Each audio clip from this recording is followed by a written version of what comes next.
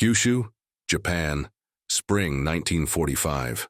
The air hung heavy with the sweet fleeting scent of cherry blossoms, a poignant counterpoint to the metallic tang of fear that permeated every breath. Japan, the land of the rising sun, was bleeding, its empire crumbling under the relentless assault of an enemy it had once dared to challenge.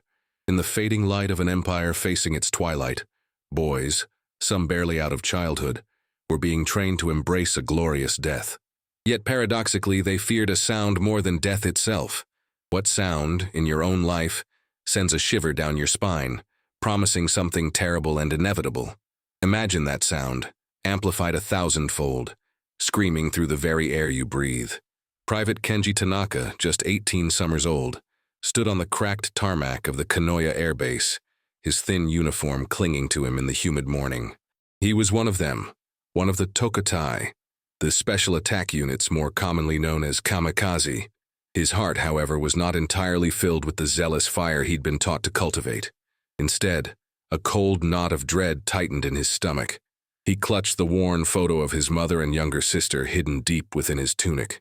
He had been taught that his sacrifice was a divine wind, a celestial protection for Japan, his spirit eternally guarding the homeland. He believed in the emperor, in the sacred duty, but the belief was a thin veneer over a growing primal fear. Just yesterday, Commander Hayashi, his face a mask of stern resolve, had lectured them. Your spirit, your unwavering will, that is Japan's ultimate weapon. You are more than pilots, you are gods in human form, ready to descend upon the enemy. The words were meant to inspire, to steel their resolve against the inevitable. Kenji had nodded, feigning complete acceptance, but the ghost of a sound, a high-pitched whine that would grow into a banshee's shriek, was already echoing in his mind. The subtle, almost imperceptible vibration in the ground beneath his feet had become a constant companion, a precursor to the terror. The tranquility of their morning training was shattered, not by a distant roar of anti-aircraft guns, but by an unearthly, piercing whistle that tore the sky above them. It started as a faint tremor, a ghost of sound, then rapidly intensified into a visceral, tearing scream. Kenji instinctively ducked, his hands flying to cover his ears, but the sound seemed to penetrate his very bones. "Corsair, get down, scatter!" bellowed an instructor, his voice cracking with a fear that belied his rank. Above, a dark, menacing shape, with its distinctive bent wings, flashed across the bright Kyushu sky. It wasn't one. It was two, then three, then a whole squadron of American F4U-4 Corsairs, streaking down from the sun like avenging angels. Their engines, supercharged Pratt & Whitney R2800 double wasps, were not merely roaring, they were screaming. And then came the rattle, a terrifying grinding sound that was the unmistakable voice of 650 caliber machine guns spitting fire. Kenji watched in horror as a Corsair, its blue fuselage glinting, banked sharply, its wings almost vertical, defying gravity. It dived towards a line of tethered Zeros, practice planes for the newly arrived pilots. The lead Corsair, barely 100 feet off the ground, unleashed a devastating volley. Sparks erupted as bullets shredded aluminum, tearing through wings and fuselages. 1-0, its engine still cold, seemed to shiver, then detonated in a geyser of black smoke and orange flame. Another, moments later, disintegrated as if made of paper. The ground around Kenji vibrated violently, the smell of burning fuel and cordite stinging his nostrils. Within mere minutes, a grim official report would later state, cloaked in euphemism, significant losses were incurred during a training exercise due to unidentified aerial aggression. Casualties included over 20 Zeros obliterated, several hangars damaged, and a number of personnel wounded. The official line was always sterile, stripped of the raw, gut-wrenching terror that Kenji and his fellow trainees experienced. This wasn't just a raid. It was a brutal demonstration of aerial superiority, a cold, calculated dissection of their defenses. The myth of the divine wind felt hollow as the roar faded, replaced by the crackling of fires and the groans of the injured. Kenji's hands were shaking, not from the cold, but from the realization of just how utterly vulnerable they were. The whistling death had visited them, and it was a sound he knew he would never forget. The raids became more frequent, more audacious. Each morning brought the low thrum of distant engines, a precursor to the piercing whistle that sent everyone scrambling for cover. The F4U-4, nicknamed the bent-wing bird by its American pilots and whistling death by the Japanese, was a ghost in their sky, appearing with terrifying speed and disappearing just as quickly. Kenji found himself obsessing over the Corsair. During one scramble, he saw a pilot in an F4U-4 perform a maneuver that seemed impossible, a tight, almost balletic turn, before strafing an ammunition dump with pinpoint accuracy. The explosion ripped through the air, sending debris sky-high. He heard the senior pilots whisper about the Corsair's impossible speed and unbreakable frame. "It climbs like a rocket and dives like a stone," muttered one veteran, bitterness lacing his tone. "Our Zeros cannot match it. It is like fighting a ghost made of steel." Indeed, the numbers spoke for themselves. The F4U-4 could achieve speeds approaching 450 mph, outclassing the Zero by a significant margin. Its powerful Pratt & Whitney R2800 engine, delivering over 2,000 horsepower, gave it incredible acceleration and a climb rate that left Japanese fighters struggling. Moreover, its robust airframe, built to withstand carrier landings, made it incredibly durable compared to the lightly armored Zero. The 650 cal machine guns delivered a devastating punch, capable of tearing through any Japanese aircraft with ease. "The Americans," Kenji overheard a maintenance chief grumble, "they build planes like tanks that fly faster than birds." This contrast deepened the fear. How could a man-made weapon, however divinely inspired, defeat such raw, brute force? He remembered a scrap of intelligence, a translation of a captured American pilot's boast. "My bent-wing bird? She's a monster. Best damn fighter in the Pacific. We call her the Hog. But the Japs call her something else, something about a whistle and death. Guess they've seen her up close." The arrogance was palpable, yet the truth of it chilled Kenji to his core. Doubt began to gnaw at Kenji's resolve. At night, in the crowded barracks, he'd lie awake, staring at the ceiling, listening to the labored breathing of his comrades.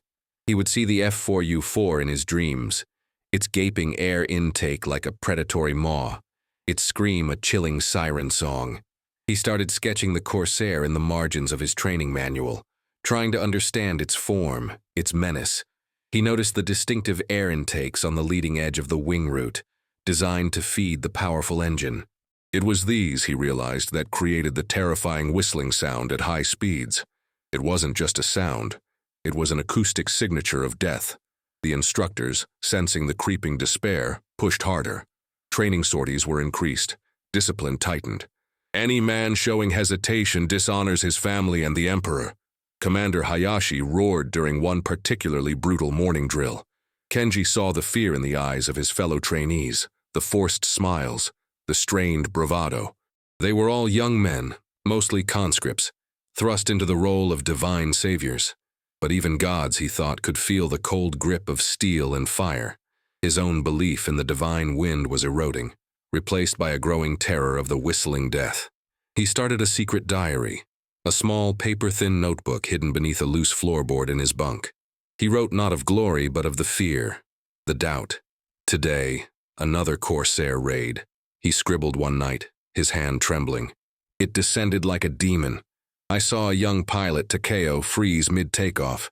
His Zero was obliterated. Commander Hayashi says he died a coward. But was it cowardice, or was it simply human instinct against an unstoppable force?" The words were dangerous, treasonous even, but he needed to write them, to give voice to the unspoken terror that bound them all. He was witnessing firsthand the psychological warfare waged by the Corsair, designed not just to destroy planes, but to shatter morale.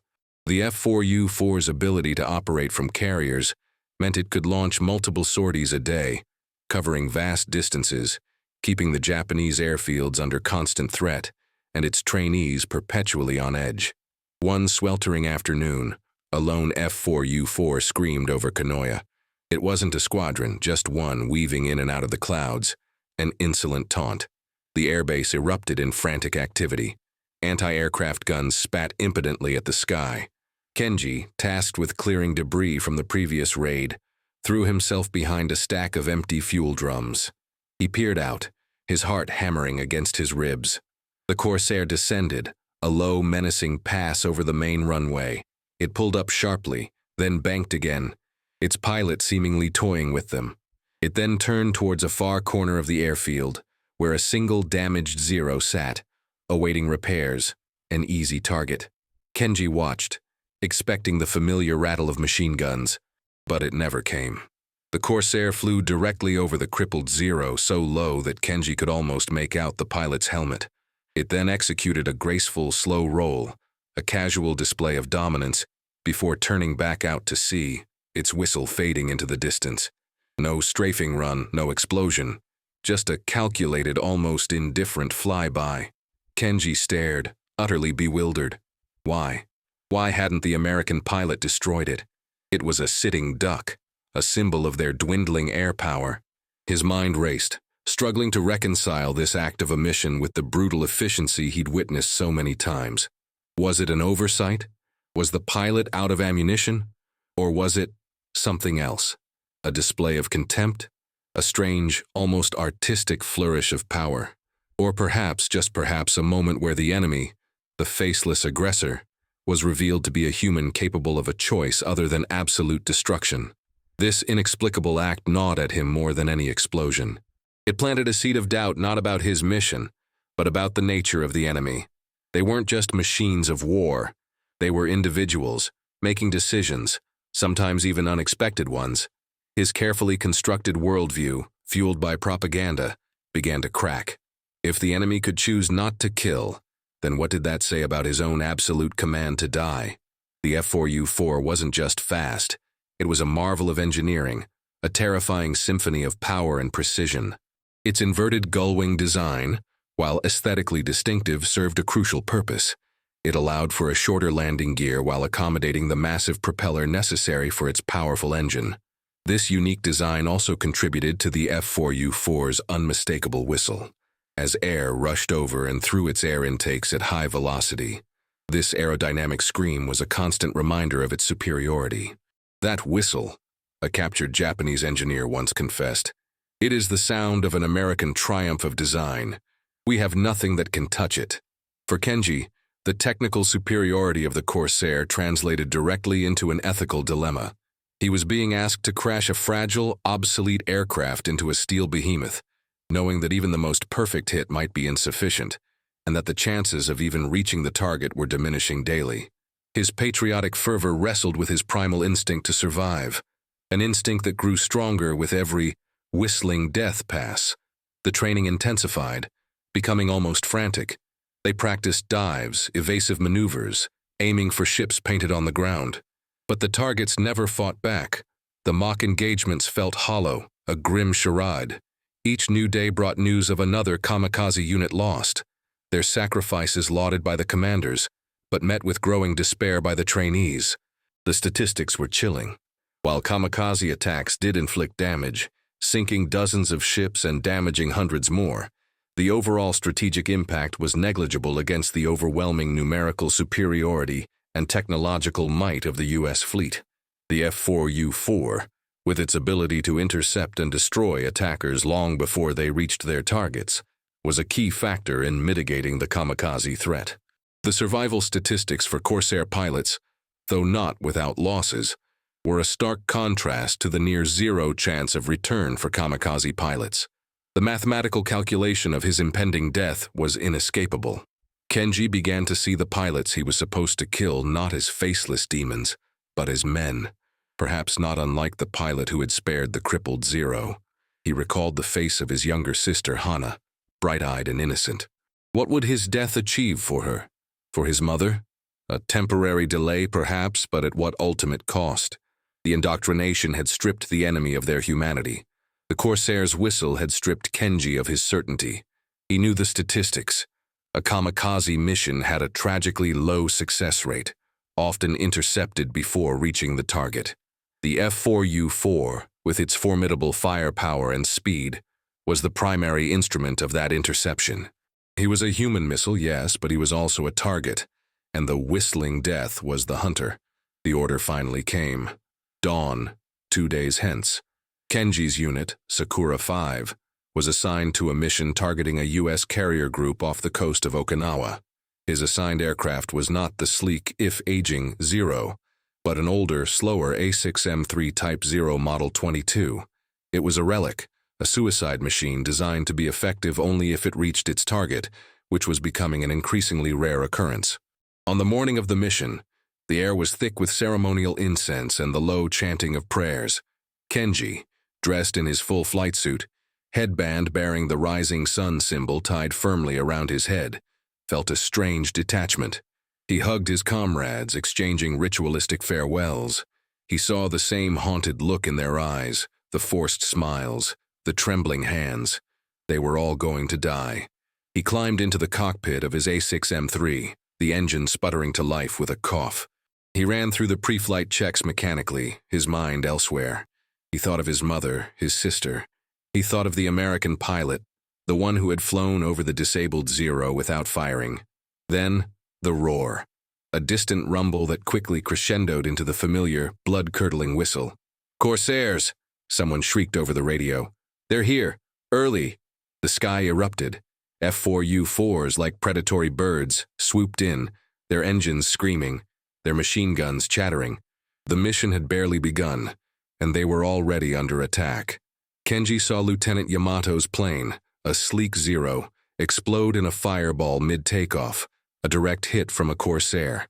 Another Zero, struggling to gain altitude, was shredded, its pilot visible for a terrifying second before his cockpit disintegrated. Kenji pushed his throttle forward, the old engine straining. He lifted off, weaving instinctively, trying to join his remaining squadron mates. But the Corsairs were everywhere, faster, deadlier. One appeared directly ahead, its guns flashing. Kenji banked hard, pulling a desperate turn, feeling the stress on the old airframe. He saw the American pilot, a young man with a determined expression, his face barely visible behind the oxygen mask. A moment of chilling recognition. It was him, the pilot from the airfield. The F4U-4 turned, its movements impossibly fluid, a blue blur against the morning sky. Kenji knew he was outmatched. His mission, his sacrifice, felt futile against such power. He saw another Zero from his unit, its wings already on fire, making a desperate lunge towards a distant glimmering ship, a tiny speck against the vast ocean. It never made it. The Corsair came at him again, guns blazing. Kenji felt a sharp jolt as rounds tore through his tail. The controls shuddered in his hands. He could taste oil in his mouth, the smell of burning metal filling the cockpit. He tried to dive, to evade, not out of cowardice, but out of a sudden, overwhelming, desperate surge of will to live. The training, the indoctrination, the sacred duty, it all evaporated in that instant. He didn't want to die. He wanted to see the cherry blossoms again. He wanted to hear his sister laugh.